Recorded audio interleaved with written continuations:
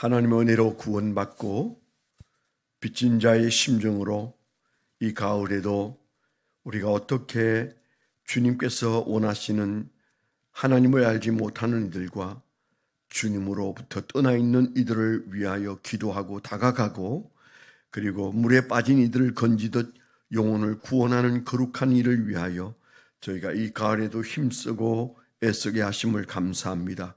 우리 마음이 바울 사도처럼 불붙게 하셔서 내 형제의 저 사망을 가슴 아파하며 주여 우리가 버림을 받을지라도 그들을 구원하고 싶은 열정이 우리 안에 일어나게 하여 주옵소서.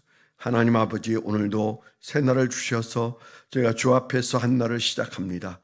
주님과 함께 이 예배에 주님께서 우리를 불러주셨으니 주님과 함께 하루를 승리하는 귀한 종들이 되게 하여 주옵소서. 예수님 이름으로 감사하며 기도드렸습니다. 아멘. 오늘은 출애굽기 16장 11절로 19절 말씀을 우리에게 주셨습니다. 출애굽기 16장 11절부터 19절까지.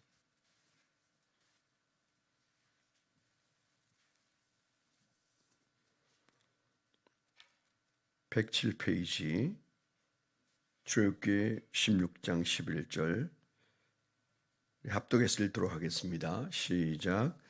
여호와께서 모세에게 말씀하여 이르시되 내가 이스라엘 자손의 원망함을 들었노라.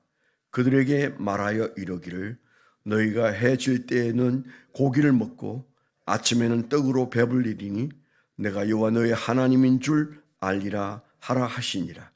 저녁에는 메추라기가 와서 진에 덮이고 아침에는 이슬이 진주 위에 있더니 그 이슬이 마른 위에 광야 지면에 작고 둥글며 서리같이 가는 것이 있는지라.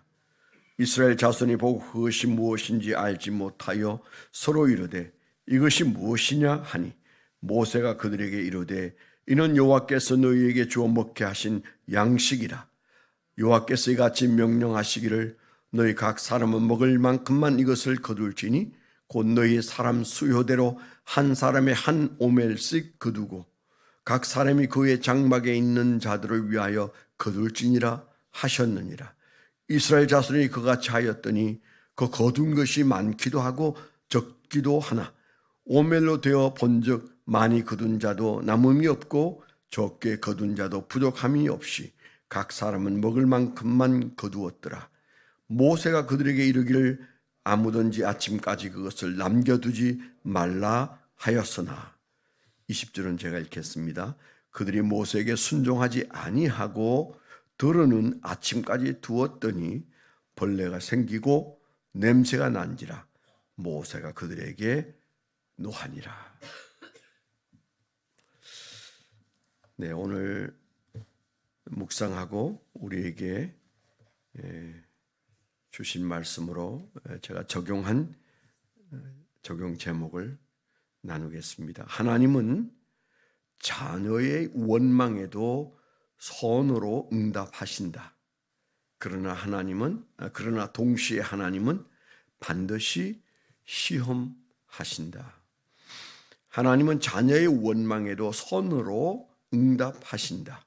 그러나 동시에 하나님은 반드시 시험하신다. 그렇게 적어봤습니다. 만나와 메추라기 얼마나 매력적인지 몰라요. 그들은 차마 하나님이 그렇게 하실까? 저 마른 하늘에서 무엇이 떨어지며 이 광야에서 무엇을 배불리 먹을 수 있을까? 보이는 건 배불릴 수 있는 것이 아무것도 없는 광야에서 그 백성들의 마음이 녹아내려서 원망이 가득한 때에 하나님은 메추라기를 보내시고 만나를 내리시는 어마어마한 기적을 베푸셔서 하나님이 살아서 역사하심을 그들에게 눈으로 보고 그리고 입으로 체험하게 해주셨던 사건, 너무 신나고 특별한, 우리가 이 장면을 보고도 하나님이 없다, 하나님이 보이지 않는다, 하나님이 계시면 우리의 처지가 이럴 수 있겠느냐, 그렇게 생각하던 모든 것들을 일소시켜버렸고, 오늘도 우리도 이 말씀 앞에서 우리가 이 말씀을 믿는 이들에게는 하나님은 우리와 함께 계시는구나 하는 것을 느끼게 하시는 그런 말씀이시죠. 오늘 저는 조금 16장 1절부터 읽으면서 조금 넓게 성경을 좀 읽고 묵상을 좀 했습니다. 오늘 제일 많이 등장하는, 우리가 읽은 것은 11절부터 읽었습니다마는 16장에서 가장 많이 등장하는 단어가 있죠. 여러분 짐작하십니다마는 오늘 12절에 내가 이스라엘 자손의 원망함을 들었노라. 모세에게 하나님께서 하신 말씀이세요. 내가 이스라엘 자손의 원망함을 들었노라. 이 원망이라는 단어, 이 단어가 16장에서 계속 쏟아져 나옵니다. 2절에 이스라엘 자손 온 회중이 그 광야에서 모세와 아론을 원망하여, 이렇게 시작이 되죠. 그래서 그 원망이라는 단어가 계속적으로 나옵니다.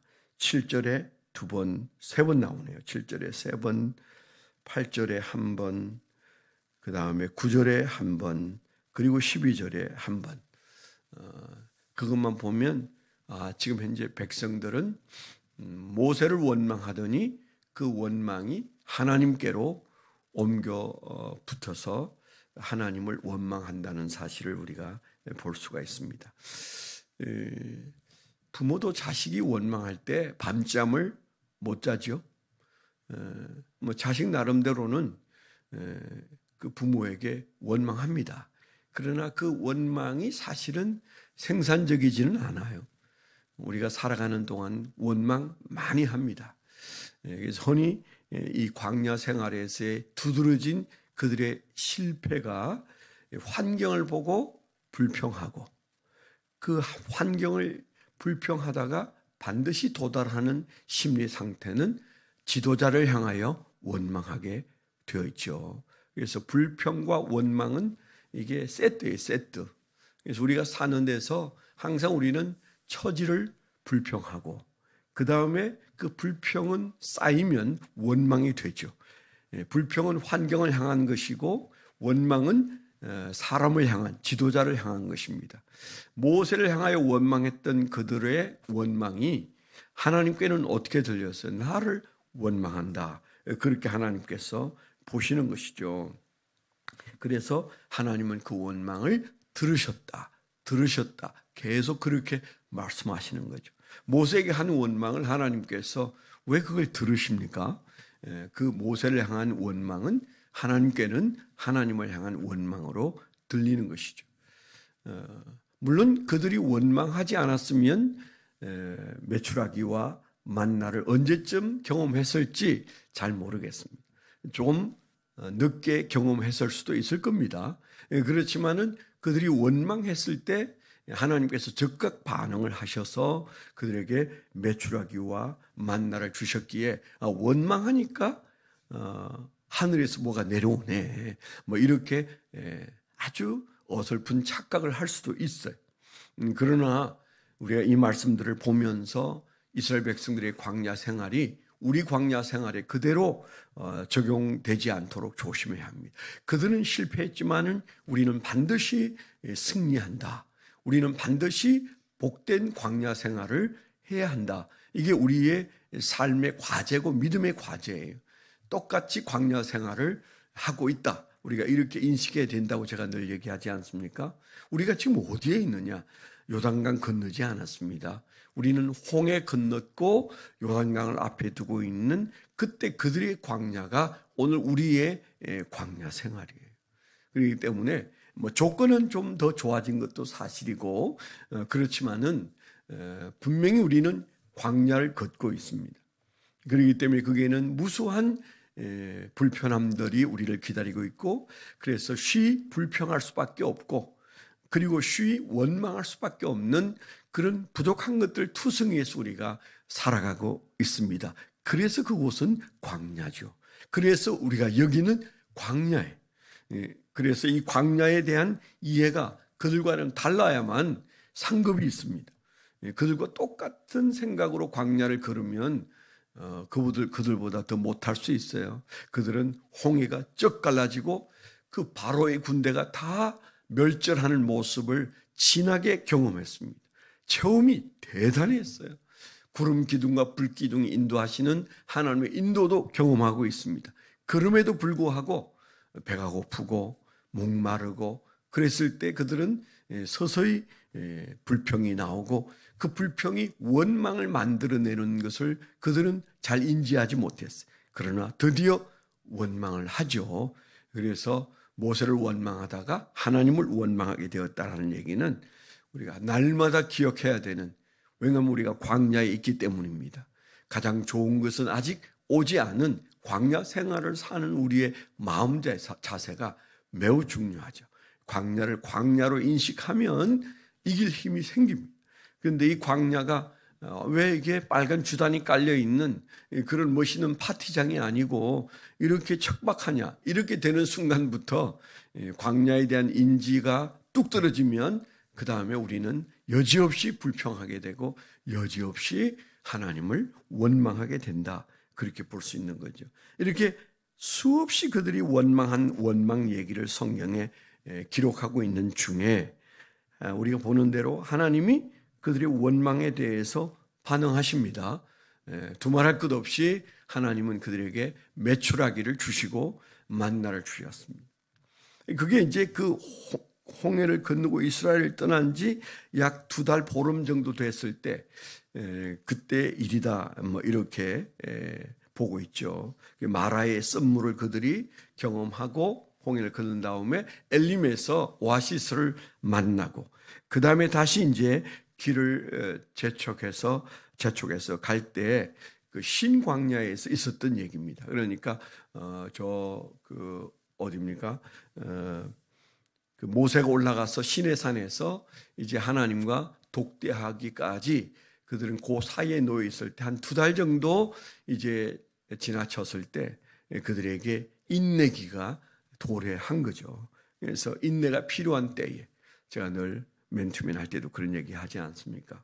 우리 신앙에도 등산하고 똑같고 결혼 생활하고 똑같은 신앙생활에 우리가 겪어야 하는 것들이 나온다. 우리가 그 좋은 예수 그리스도를 신랑으로 만나서도 우리 마음속에 환경 때문에 원망이 나올 수밖에 없어요. 인내가 필요한 과정은 우리에게 하나님이 설정해 놓으신 거예요. 그러면 인내하는 길밖에 없습니다. 피해서 돌아갈 길은 없어요. 그렇기 때문에 우리가 잘 인식해야 되는데 출애굽기를 뻔히 보면서도 우리가 실수하고 실패하지요. 오늘 새벽에 이 말씀을 받은 저와 여러분들은 우리가 광야에 있다는 사실과 이 공식이 지금도 우리에게 적용되고 있다는 사실 앞에서 어리석지 아니하고 지혜로운 하나님 백성이 되어야 되는데, 오늘 말씀에 보면 주님 앞에서 우리가 기억해야 할 중요한 말씀 중에 하나가 하나님은 그 원망에도 응답을 하시는 모습이에요. 그들이 기도를 했는데 좀 멋있는 기도를 해야 되지 않겠습니까? 그런데 멋있는 기도는 없고 원망하는 기도를 하고 있습니다. 아까 제가 말씀을 드린 대로 자식이 부모를 원망하면 생각이 많아져요.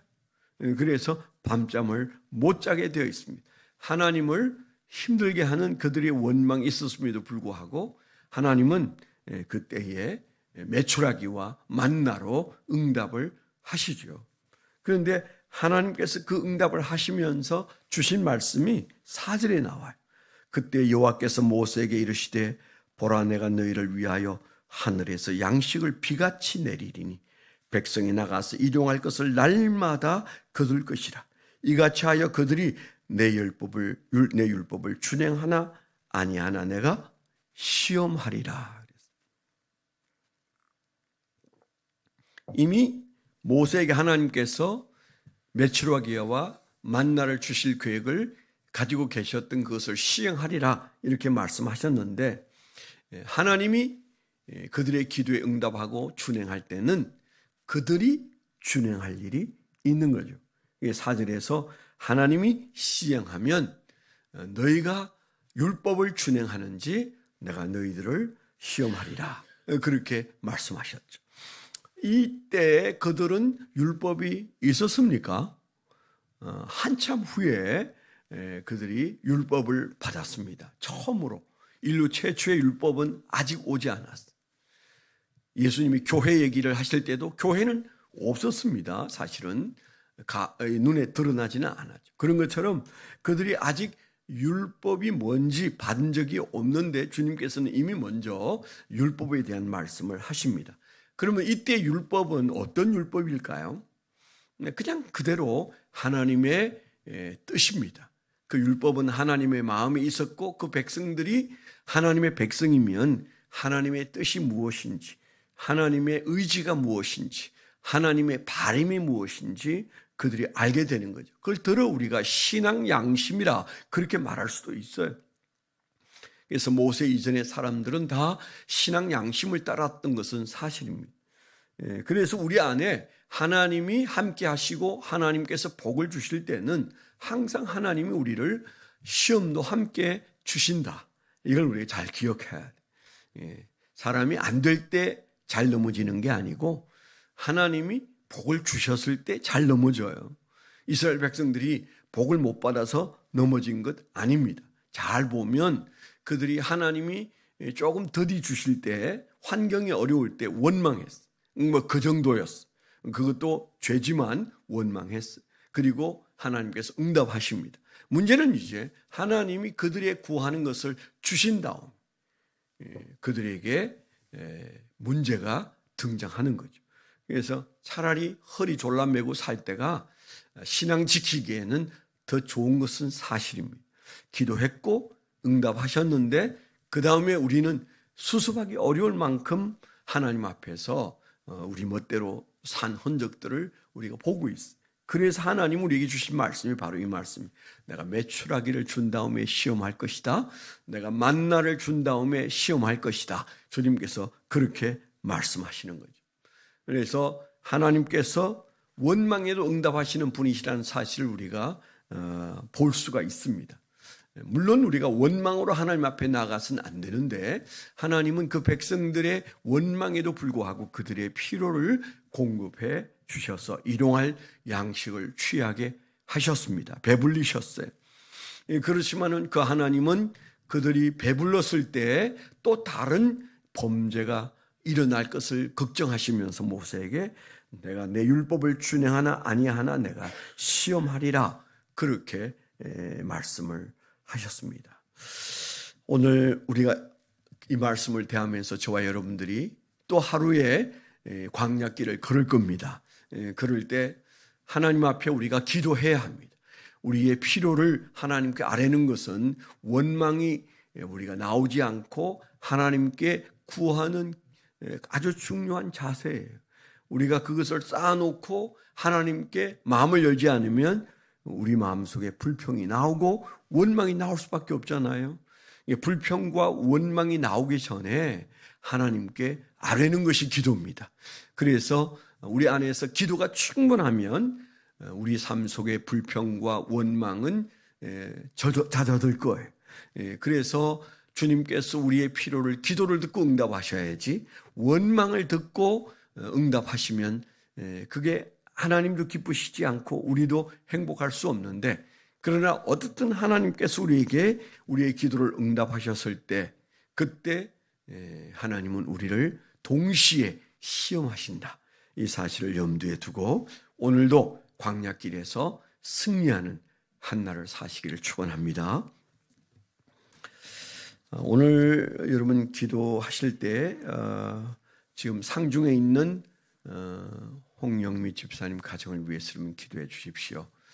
어제 많은 분들이 먼 길을 잘 다녀오시기도 했습니다마는 하나님께서 은혜 주셔서 내일 이제 발인을 한다고 합니다.